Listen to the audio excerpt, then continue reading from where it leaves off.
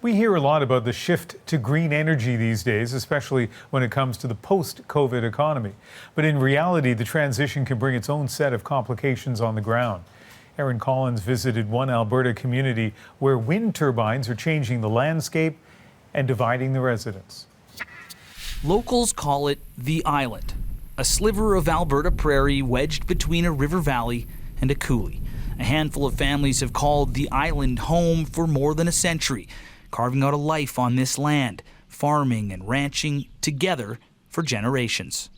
But a new chapter is opening on their story, one that's changing the landscape and the community here. A wind farm has been built just to the south near the village of Halkirk. Another is approved much closer to home. Chris Bloomhagen was combining on his organic farm when Capital Power called to sell him on putting a wind turbine on his land. Well, Chris says they pushed hard, telling him his neighbors were already on board. So he signed for $10 and a promise of thousands more once the turbine started spinning. He later learned many of his neighbors hadn't signed. They lied to me. They essentially tricked me. And is it my own fault because I didn't call my neighbors? Yes. But I would expect if someone as big a corporation as this would send someone out, I would be treated honestly and fairly. Every year, everybody here fights to reduce their carbon footprint. Well, that got people here talking, and as they always have, neighbors leaned on one another when times got tough. They even formed a bubble during this pandemic, scrambling to find out who had agreed to the project and who hadn't. Well, it turns out less than half of residents had signed, and even in a community this close, who signed and who didn't created divisions. Gerard Fitaz didn't sign, his brother did. It's really divided the community, hasn't it? It's divided families. You've got experience with that, don't you? Mm-hmm. Yep. Got a younger brother that, he's in favor of how the project, how they want to do it. And, and I can understand his part because he only has 1/4 of land and he'd really like to have a wind turbine on it. But it's the effect that it has on the other people that are living around him. So, you can kind of see his side of things too. But, we got to get the people talking to each other and get the developer talking and try to figure things out. Well, Gerard's family's been here in the area since 1904. His father taught him how to fly here when he was young. And for a time, he made money crop dusting. Well, now he flies just for the love of it. That's why he built a runway on his land. From the air, he can see his brother's home where Capital Power plans to place a wind turbine, just 650 meters from his landing strip. That despite recommendations from Transport Canada that turbines should be no closer than 4 kilometers from a runway.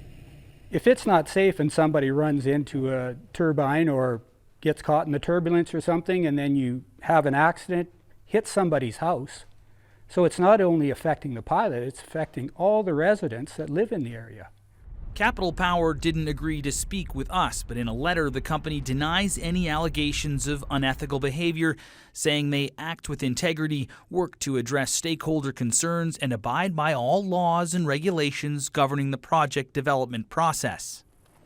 But the feeling here is that the rush to embrace sustainable energy has meant that their concerns have been passed over.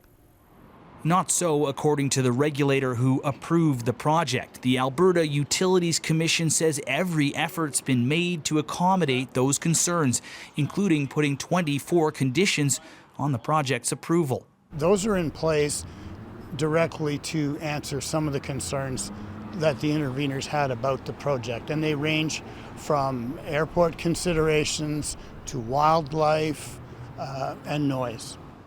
Well, that's not how people on the island see it. They see a push to meet the green energy needs of urban Canada on the backs of rural communities like theirs. And there has to be a mutual respect.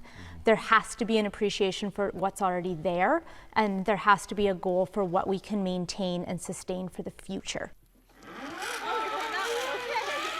Katrina Smith grew up here. Her home, just down the road from her parents and brothers, is off-grid. She supports a shift to greener energy, but she worries that a wind farm will change this land and the community she wants to raise her children in.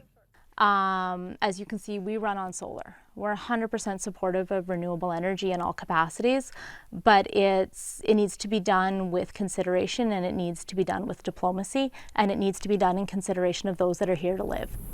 And those people have questions. What will happen to the turbines when they're finished turning? How will a wind farm impact their health and their livelihoods? This legal expert says those questions need to be addressed, and the worry is that if they aren't, Canada's shift towards green energy could stall. The more the energy producers can work with people to make sure their issues about the siting of the turbine are taken into account and they're actually deriving some benefit from the project, the more acceptance, the more enthusiasm, the more people are going to get behind the transition. This island understands that transition better than most. It's hosted the dawn of coal and oil booms over the years. For now, the wind farm planned for this area is in limbo. A sluggish economy means construction has yet to begin. Capital Power has until the end of 2022 to complete it. But people here worry that if they do build it, this change will be different, more permanent, marking the twilight of a way of life on this land. Aaron Collins, CBC News, near Halkirk, Alberta.